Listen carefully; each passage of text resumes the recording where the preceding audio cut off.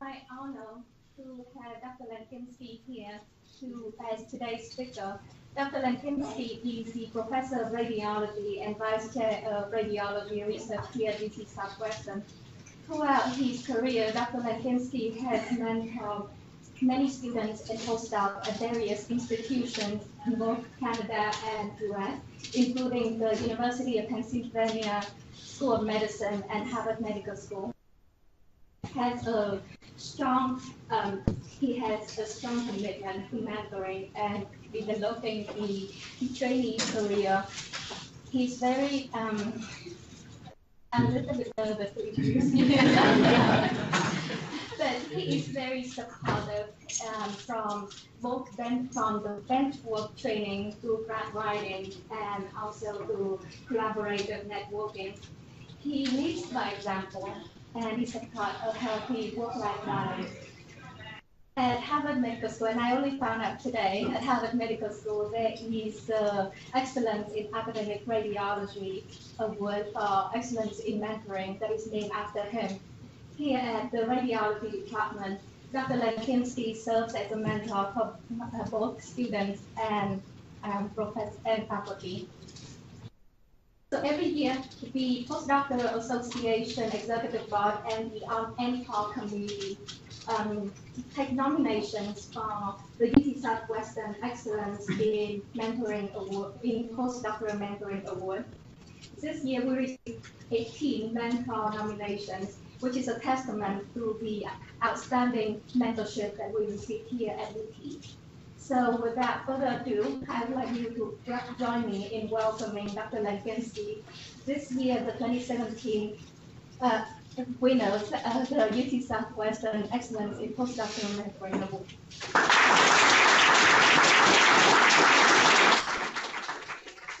So, thank you very much. Oh, thank you. Flowers. Thank you.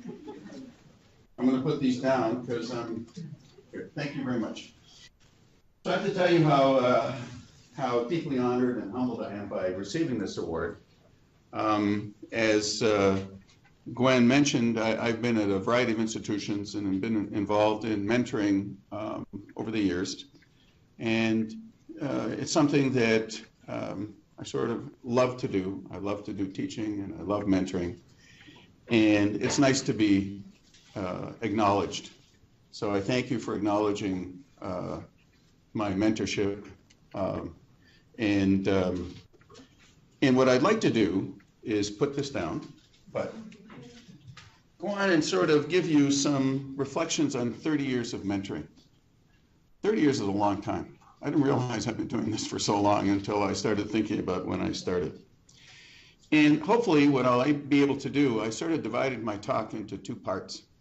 The first is sort of giving you some guidelines as where you can find, for those of you who are interested in improving your mentorship skills, and by reflection, not only improving your mentorship skills, but mentors are also mentees. So we learn from the people around us always. As you mentor, you learn how to learn, and you learn how to teach. And I think those are very important concepts. So I'd like to pass on to you. It's hard to wrap up 30 years in 35 or 40 minutes, but I'm going to give you some tips and some things you can practice and show you some places where you might find sort of more professional, structured stuff than I can give you.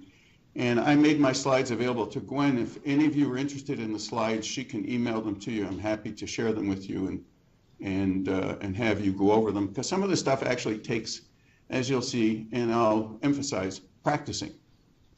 Practice makes perfect. So I've divided the talk in the first half about that.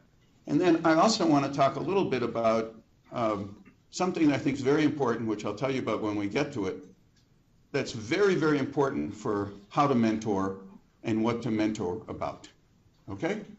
So we need help, support, advice, and guidance.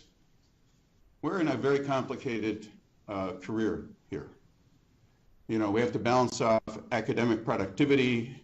We work in an area that I joke about a lot, which is very serious. You know, most of the time experiments don't work. And most of the time grants don't get funded, and papers sometimes get rejected, and your presentations don't get accepted. So we work in an we get used to rejection. And we have to preserve our motivation, and we have to get in touch with why we actually do this. If I went out to the public at large and tried to explain to them why I do what I do, most of them look at me with blank stares and try to figure out, why do you actually do this? You know, when I was at a party one time that my wife arranged, it was Saturday night, and her cousin who was there asked me, what are you going to do tomorrow? And I said, I'm going to go to work. Really? Your boss expects you to work on Sunday? I said, you know, I don't really have a boss. So they asked me, so why are you going in? Why are you working? So I said, I'd rather do that than do anything else. And that's the truth. And so if you can find a profession for the right fit for your personality, where you can express your passion, because I have a passion for research and I've been able to express it over 30 years, there's nothing that replaces that. But we need guidance. We need someone to help us through those times when we feel frustrated, where we feel we can't succeed, and tell us how we might improve in a constructive way. And that's what a mentor can do for us. And many people who talk about mentorship think about different kinds of mentors, and you'll see that different kinds are necessary. You need content mentors, people who can mentor you about the specific research that you're doing. You need process mentors, people who can tell you what process you need to use to get to the answers that you need and how to plan things and how you do a grant and how you write a paper. And then you need life mentors. To be able to achieve that balance where you don't sacrifice everything, including your family, for the illusion of success in your job. And so there'll be a variety of people you'll meet during your careers who can provide that. Not all of them, not any one of them, can do all three. And you'll meet a variety of people who can help you along the way. I've met them, I'll tell you about some of them, and about what they taught me. And I think it's important to understand that when you're mentoring someone, it's important to understand which of these roles you're actually fulfilling. Are you going to be a content mentor? Are you going to be a process mentor? Are you going to be a life mentor? Or maybe you'll be transitioning between any one of those three. And so I'll show you a picture of a mentor. You remember Yoda? Yoda was a mentor, okay? We all know that. I hate to break it to you, but he doesn't really exist. And so he's a mythical mentor, right? So that leads me to my question. What's the origin of the term mentor? Does anybody know? Anybody? This is audience participation. We're a small group, informal. We're going to learn. We're going to have fun. So what's the origin of the word mentor? Anybody have any ideas? Mentor? What? Mentor? Nope. It comes from Greek mythology. So when Odysseus of Ithaca went to the Trojan War, he left his son Telemachus behind. And Telemachus, he wanted to make sure that Telemachus could survive without his father being there. His father was his role model. And so he assigned Mentor. There was a man in Greek mythology called Mentor, who was going to be the person who he left behind to look after his son. He entrusted his son to Mentor, okay? So that's part of the other part of Greek mythology, if you read down, is the goddess of wisdom, Athena, appeared as Mentor because there was gender bias even back in the Greek times. So if she had shown up as a woman, the son probably wouldn't have listened to her because of gender bias. But she taught him when Odysseus was around. Now, read what she said. Her method of teaching was lead by example. Incredibly important point about mentoring. People pay attention to what you say, but they pay much more attention to what you do and to see what choices you make when you're put in situations where the choices aren't easy. And you lead by example, and we'll come to that again. And she provides opportunity for experiences so he could learn from them. Not that she told him how to learn or what to learn, but enabled him to learn from his experiences. And that's important too. So she later helped his son on a search to find his father Odysseus, who had been away for a long time. So one thing that happens a lot is all of you have been supervised, correct? You work in a lab, they're supervisors. Sometimes we confuse supervisors with mentors. They're not the same thing. Sometimes they are, sometimes they're not. So the mentor is, and the reason that it sometimes doesn't work is there's an inequality in status and inequality in power. You have someone who's making decisions about you, you learn from them. They can mentor you, but you need people outside of your supervisor or your lab, whatever it is, your faculty person who supervises you, to be a mentor. So they're not the same thing. So, and students' needs and mentors' needs change dramatically over life. And your supervisor may be your content mentor. That's fine. But sometimes it's hard for them to be your life mentor and your content mentor exactly at the same time. So they're not the same. Just make that distinction. Okay? Got it? Now I'm going to show you. I have some visual aids here. We have a cup. Everybody see that? Any disputes? You're all scientists. You agree this is a cup? Right? So what's the difference between the cup looking like this and the cup looking like this? Any ideas? Which one can I fill? Okay. So one of the jobs of a mentor, if you choose to be one, is when you meet someone in a mentoring meeting to understand whether their cup is up or their cup is down. Does everybody understand what I mean? So in the Zen universe, people say when the student is ready, the master will appear. Okay? In order to be coached and mentored, you have to want to be mentored and you have to be open to mentoring. If you find out that the person, for whatever set of reasons, during the time you have a session with them, that their cup turns over, your first job is to figure out how to turn it back this way, because otherwise nothing's going to happen. Does that make sense to everybody? So I want you to keep that in mind. Now when I meet with someone, I ask myself, cup up, cup down. Okay? Very simple. Cup down, can't do anything. Cup up, ready to go. Okay? And how do we create an environment where we make the time that someone has their cup up longer than the time they have the cup down? And what if we notice, what did we say maybe during this mentorship process that made them turn their cup over? Either way. And remember those. Avoid the one that does this. Remember the one that does this. Okay? I hope you remember it. I can't give you each of you a cup, a commemorative cup. So I had a bunch of early scientific advisors and mentors. My Ph.D. advisor, Bob Wilcott, who unfortunately is not alive anymore, supervised me and taught me a lot about myself. He taught me about what I was good at, and he helped me overcome some of the deficiencies I had by challenging me in very nice ways.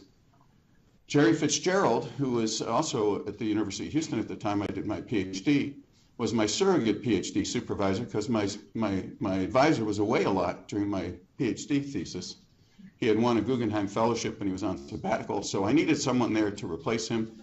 Jerry Fitzgerald, who's also not alive anymore, was my surrogate mentor. And he was a life mentor too, because he wasn't my direct supervisor. And Jacques Rubin, who was my postdoctoral supervisor at the Institute of Science, taught me a lot about science. He played on the Israeli chess team, and he approached science like a chess player. He was thinking 10 moves ahead. He didn't go do an experiment until he knew what the result was going to be or what the results might be. And I still remember this to this day. We were doing an experiment together, and we saw something we didn't understand. So he said, Bob, this is time to stop. I said, why are we stopping? We should go full speed ahead. He said, no, we have to go back. We have to think. We have to think about what we need to do to understand what we just saw. And that actually led to some very important insights in a number of publications. The publications are secondary. And it taught me, when you see something you don't understand, nothing magic is going to happen in the short term.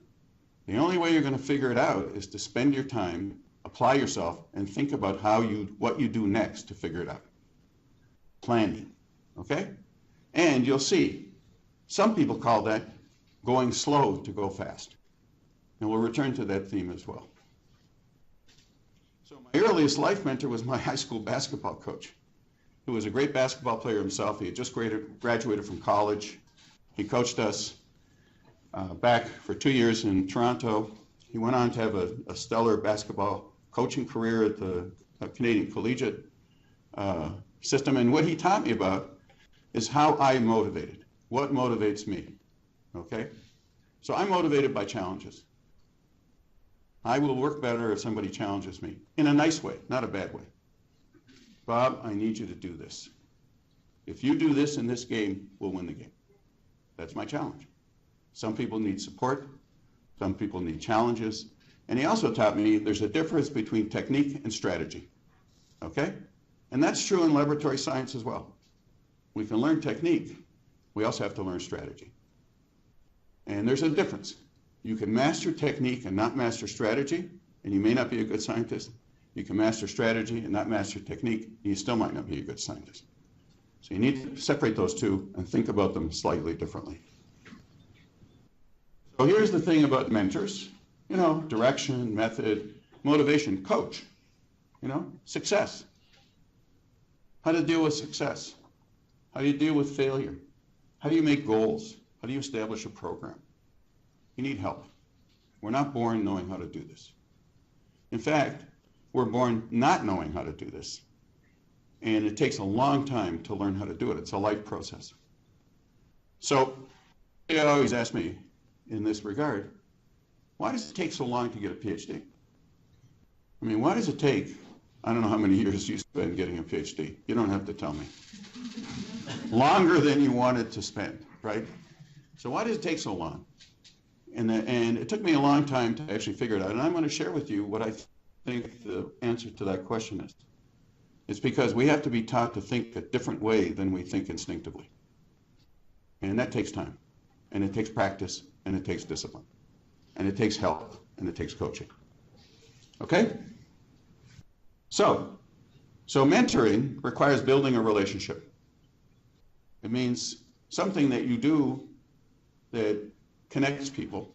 You have mentor and mentee, and you build trust step by step. It has to be built on trust. You have to lead by example. You hear that time and time again. People watch what you do if you're mentoring. If you're not a collaborative person, if you don't share credit, if you're judgmental, that will come out when you mentor people. You have to be respectful. You have to understand how to deliver criticism, and I'll give you some tips about how to do that. I learned them from my psychologist's wife, okay? And it requires practice. It's not something that happens naturally. Avoid seeming to be judgmental. Be sensitive to cultural differences. That's really important because now we're in a multicultural society and different people have looked at things differently based on their cultural perspective. And often those cultural differences are obstacles for people learning what you want them to learn. Go slow to go fast. We'll talk about this again. This will come back. There's a book I'm going to tell you about called Thinking Fast and Thinking Slow, which is written by Daniel Kahneman, who won the Nobel Prize. And we're going to connect the dots on this because I think this is really an important concept. You have to develop good listening skills.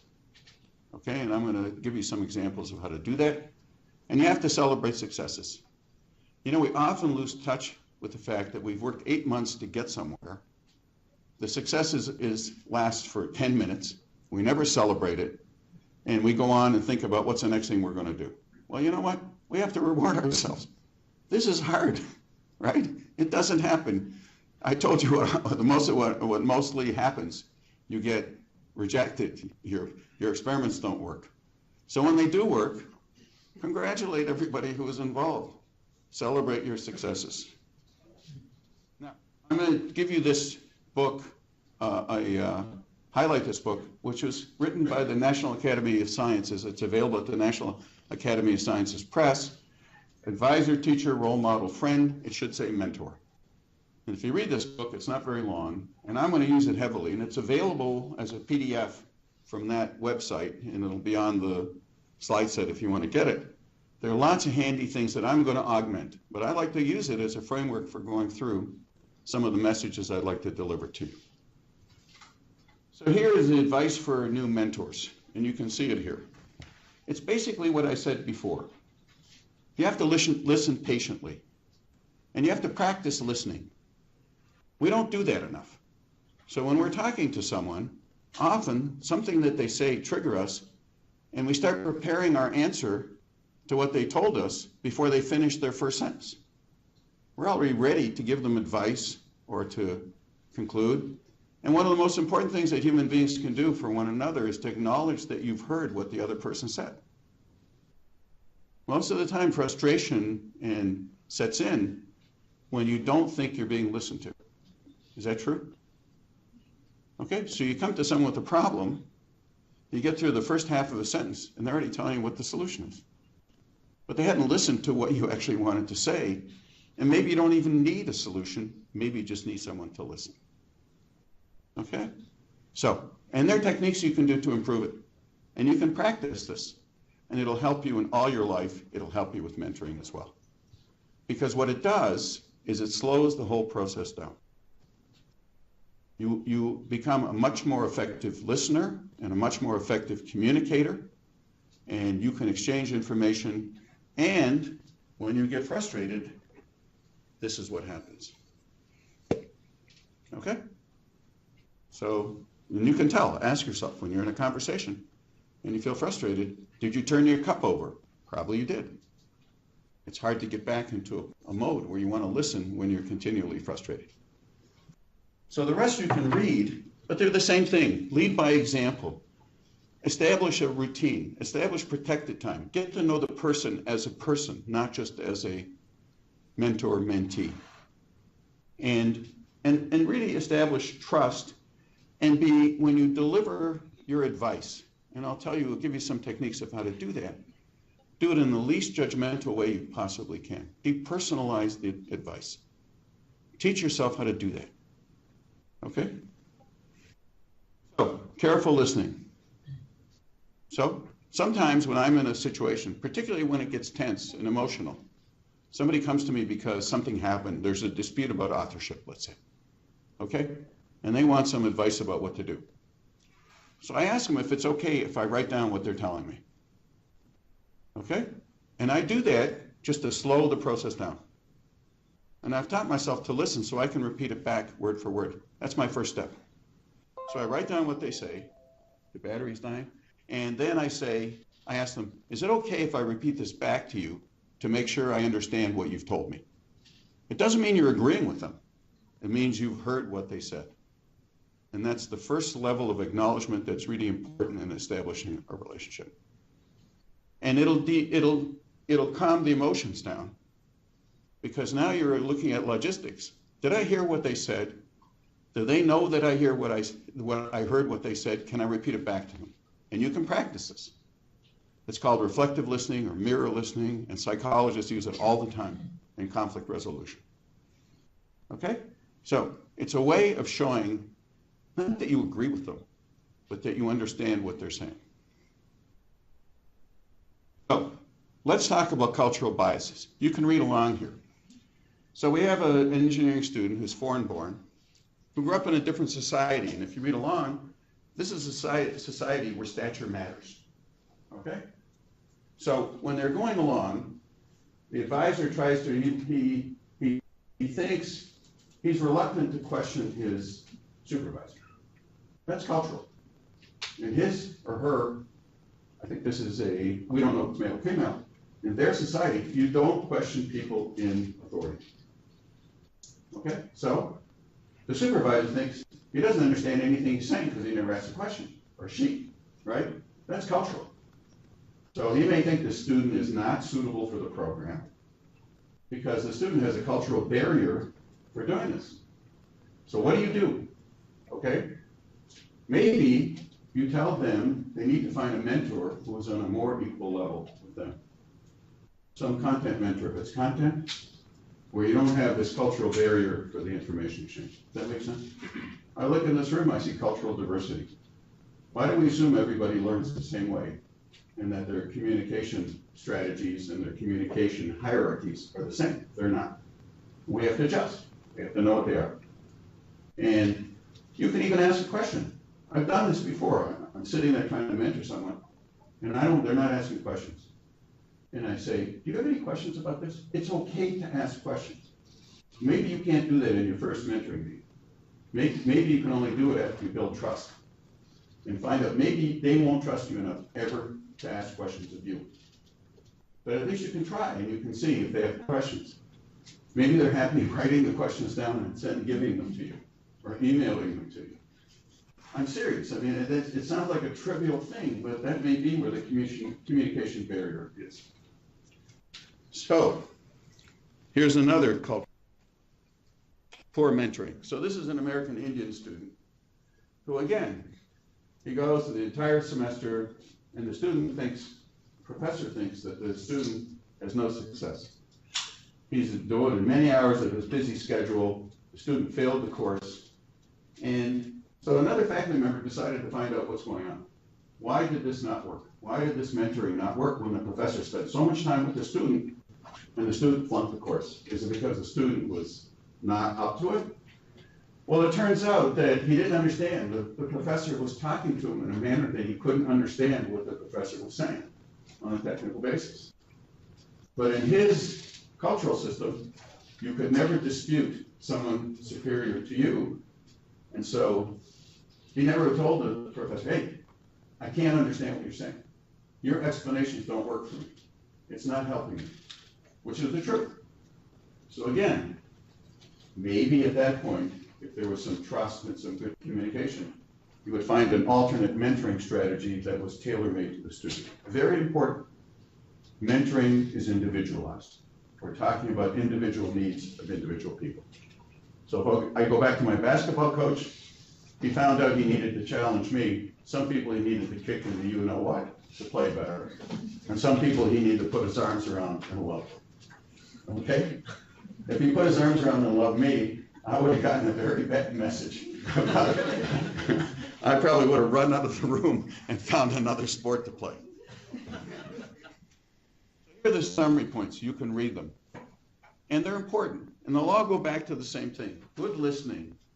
Be respectful. Understand the cultural differences.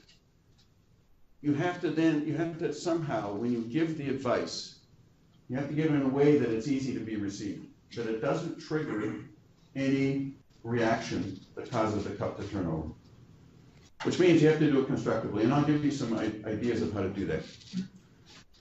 And you have to be able to understand that not one size fits all, and that you have to adjust your mentoring approaches depending on who's in front of you, and their cultural biases, and their personalities. So, important things to practice: careful listening. Go slow to go fast. If you feel you're rushing, stop rushing.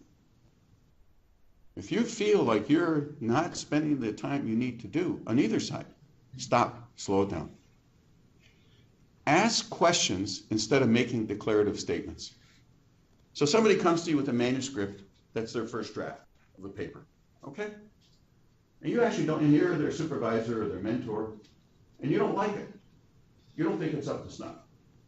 So the first thing you could say is, this is junk. What's going to happen? They'll probably find someone else to talk to, right? Because you made a declarative statement, a value statement about it. You ask them, what approach did you use to write this paper? Did you make an outline? What section did you write first? And then you can ask them, are you open to understanding that there are other ways to do this that we can explore together? Those are questions. They're not declarative statements. Questions will not evoke the same response, even though the message may be exactly the same, because a question is an engaging communication. It's not a communication that's going to cause someone to be defensive. Does that make sense to everybody? So when you think about giving someone some advice and some recommendations about what to do, think about how you might phrase those as questions to lead them to the same answer that you would if you made declarative statements. Okay? Are you open to me showing you, by example, how I might write one of these sections? Okay? How do you use an outline? When you wrote this paper, and we'll come to that, what story were you trying to tell? What was the message? Okay? Now, this paper didn't deliver the message it should. And can you see how those two things are almost the same, but they would evoke completely different responses? Now, very, very important, something that's not often talked about. There's an ethical conduct and an etiquette about how you do science. Okay? Our institution has, and other institutions have, guidelines for authorship for the ethical conduct of science, but not much about the etiquette of science. And you have to understand that. How to be collaborative. What does being collaborative mean? Collaborative means sharing. Some people are control freaks. They don't like to share, right?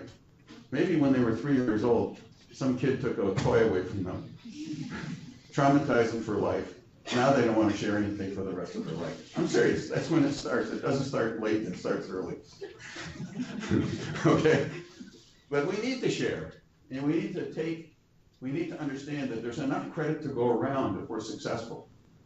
And when I was at my other institution, Harvard, people would argue about who got what before the project even started. There was nothing to talk about. We didn't have any data. We didn't even know if the experiment was going to work. Why even talk about it until you have something to talk about? And then talk about it in a calm, rational way. No emotions. You have to discuss, and I'm going to give you this as a homework assignment. What do you think are good etiquette rules in collaborative efforts? Okay?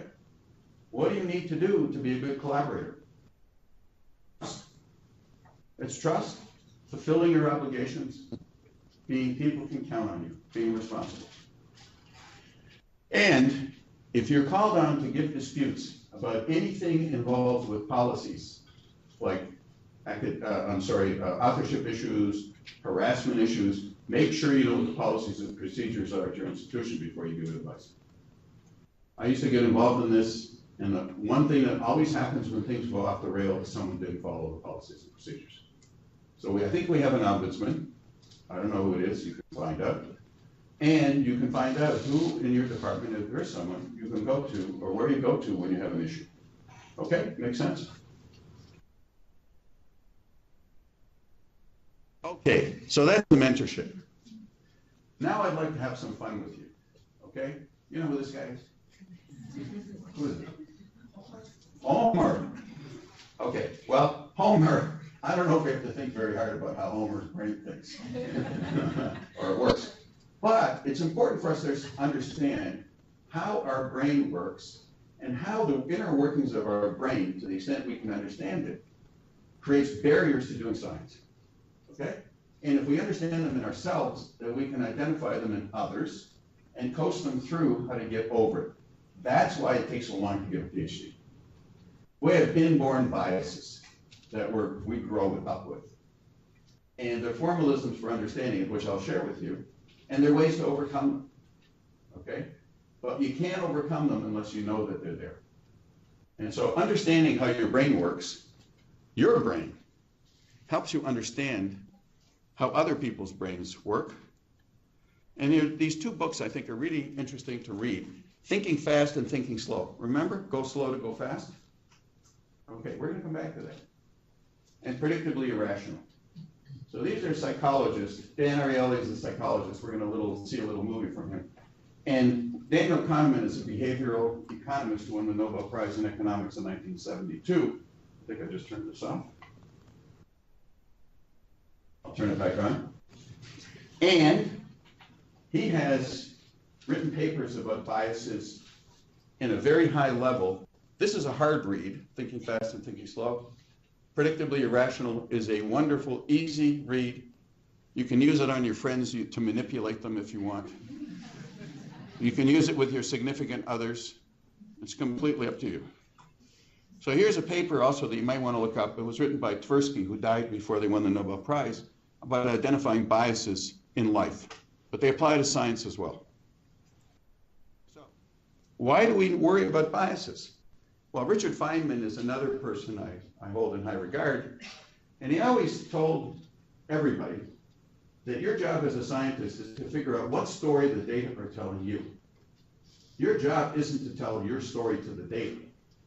Your job is to figure out what story are the data telling you. And it sounds easy, but it's not. Because you make these observations, and then you have a whole bunch of intellectual filters you're not even aware of, okay? And they'll bias your results. And you can spend your whole life trying to figure out not to have that happen. It's a constant battle. It's something I think about every day, and I try to get better at every day. So, what are some of these biases? Well, let's talk about optical illusions first, okay? So here's an interesting illusion that Dan Ariely looks at. And I'll tell you why this is important. It seems like fun, we can look at it. Okay, are they the same color? No, right? Everybody agree? You want to have a vote? This is a democratic country. At least for a while it'll be, but it doesn't matter, okay? So what if we put a dark line across? What happens? They are the same color, okay? So now we take the line away, and what happens? What, are they the same or different? Okay, good. Democracy at work. Now, I could tell you 1,000 times that they're the same color. And every time you looked at it, it wouldn't matter. Because you're hardwired, unfortunately, to be subjected to this optical illusion. Okay? And you can't overcome it. We can sit here, I can tell you, I can hold up a sign. I can say, they are the same color. It won't matter. Right? You can't deal with this optical illusion. So I'll show you another one. And I'm going to play a movie, I think.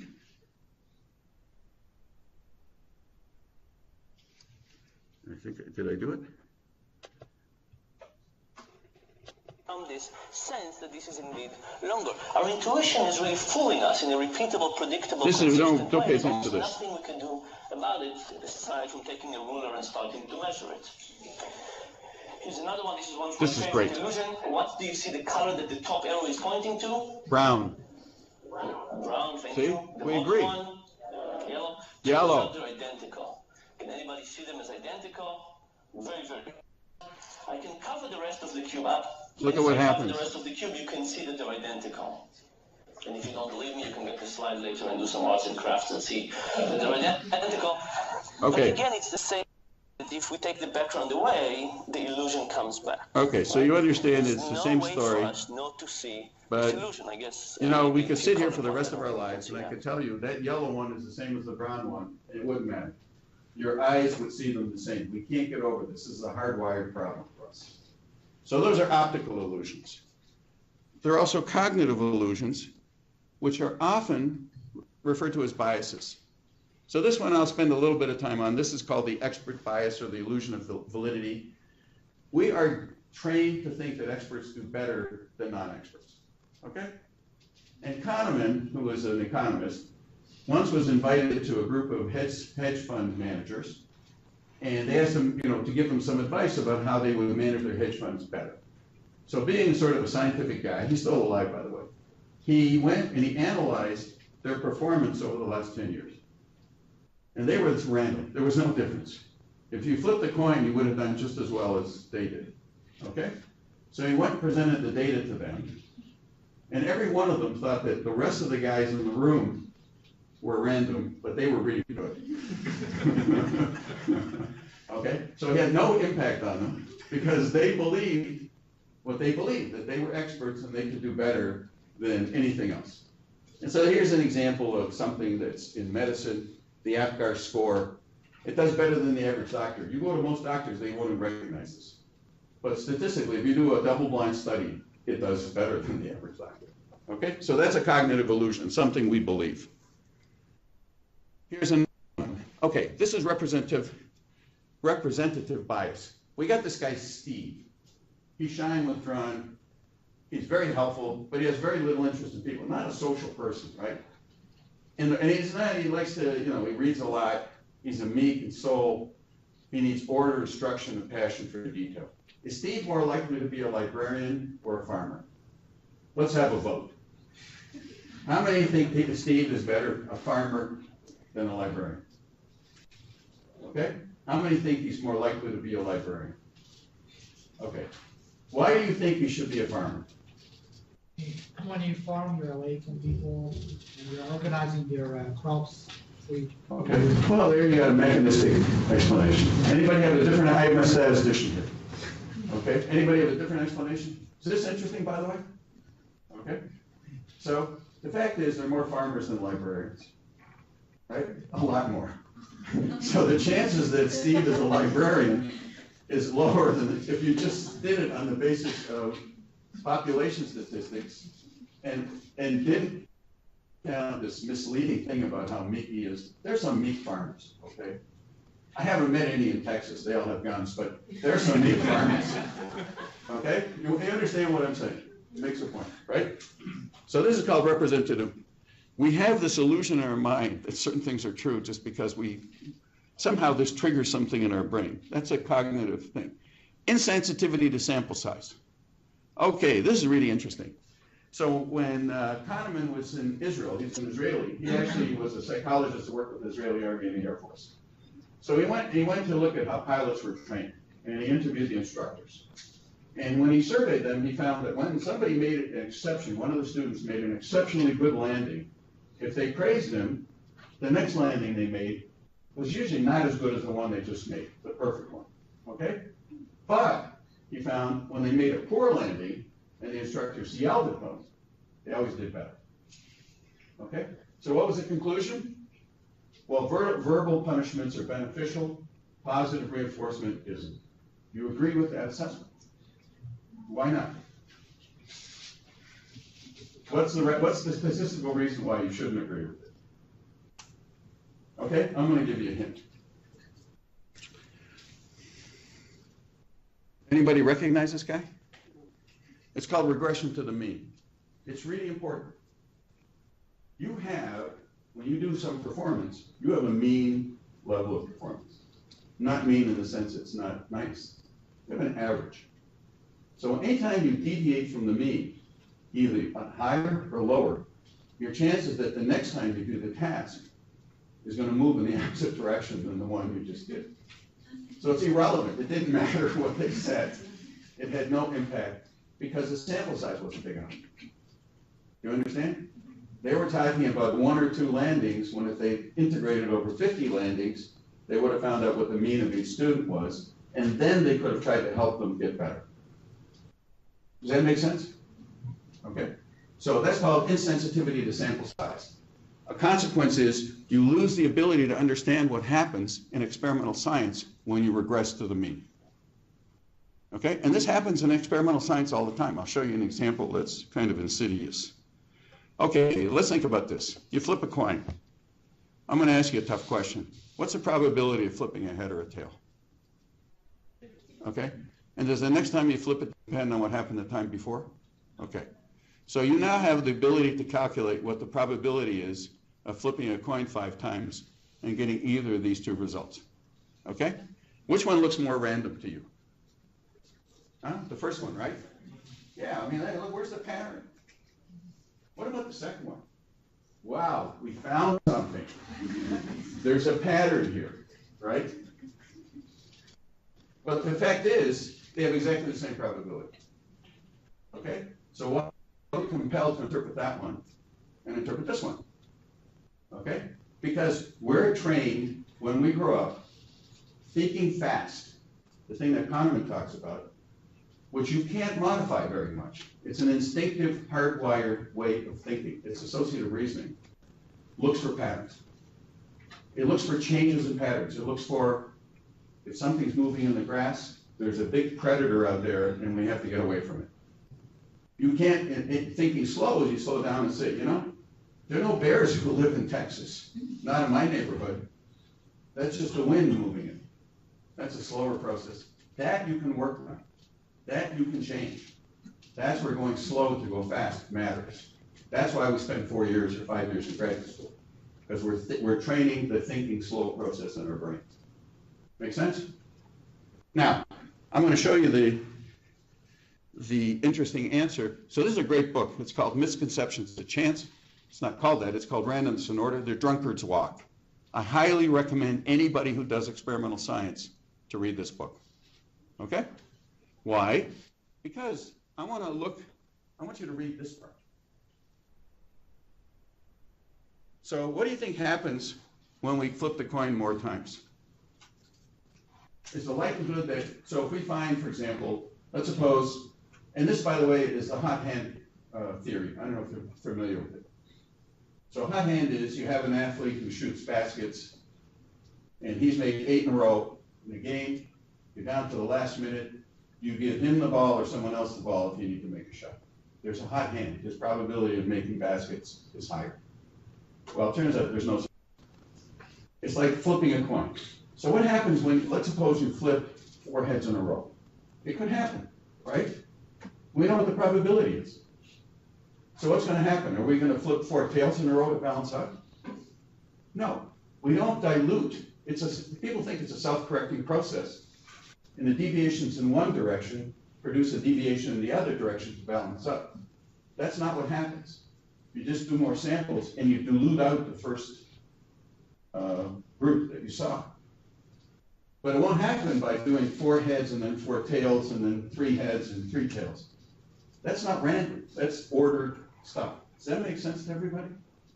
And yet when we do science, we always think, you know, if we keep doing the experiment, somehow we're going to see this cluster here, and then maybe the cluster will go away or won't go away. The more experiments you do, you're going to get to the right result. Does that make sense to everybody? A statistically valid sample of the results. So I want to show you this movie, and this is Abraham Lincoln and John F. Kennedy were both assassinated by a man with 3 names, 15 letters long. John Wilkes Booth and Lee Harvey Oswald. Neither killer would make it to the trial.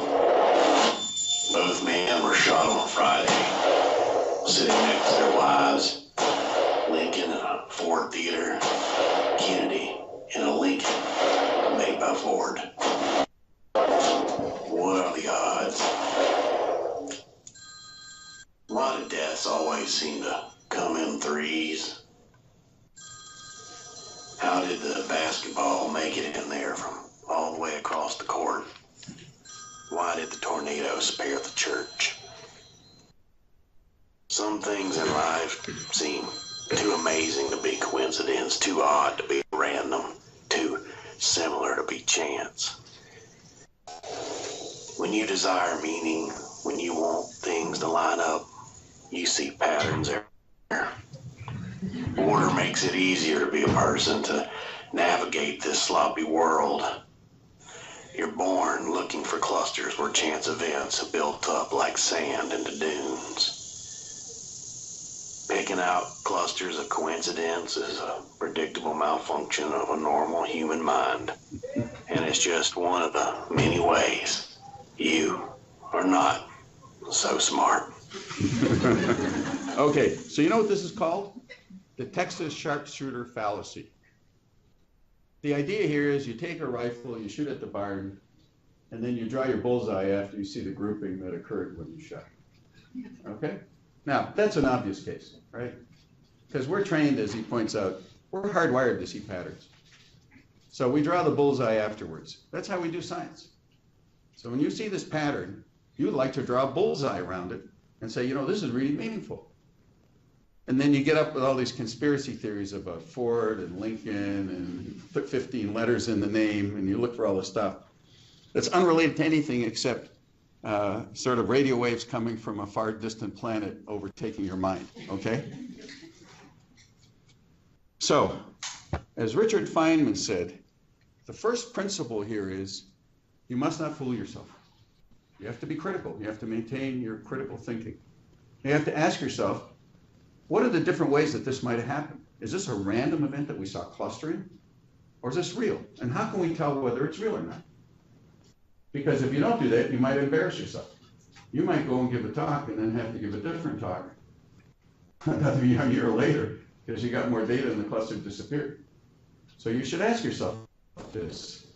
But the tendency is that we are advocates rather than critical thinkers. That's the way we're raised. That's the way our brains are wired. We like to believe things. Scientists don't believe anything.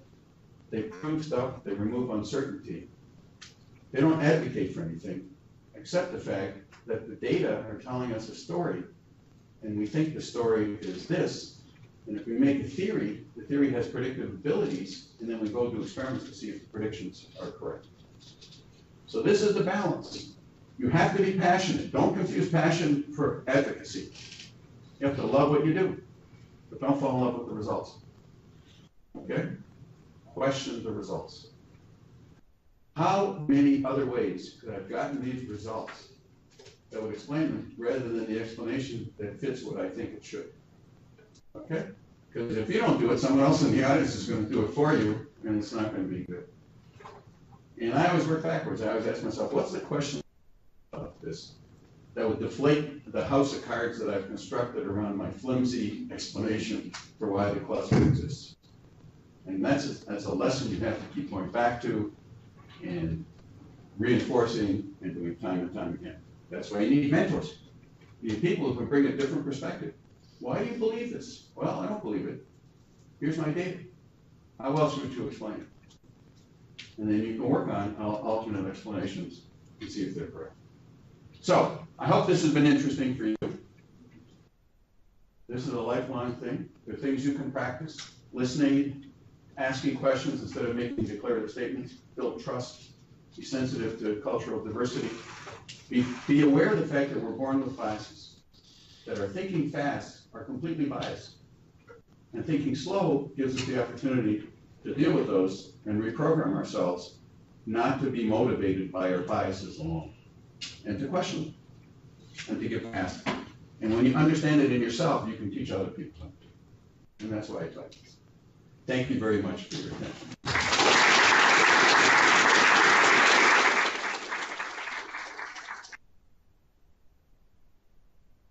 Any questions? It's good.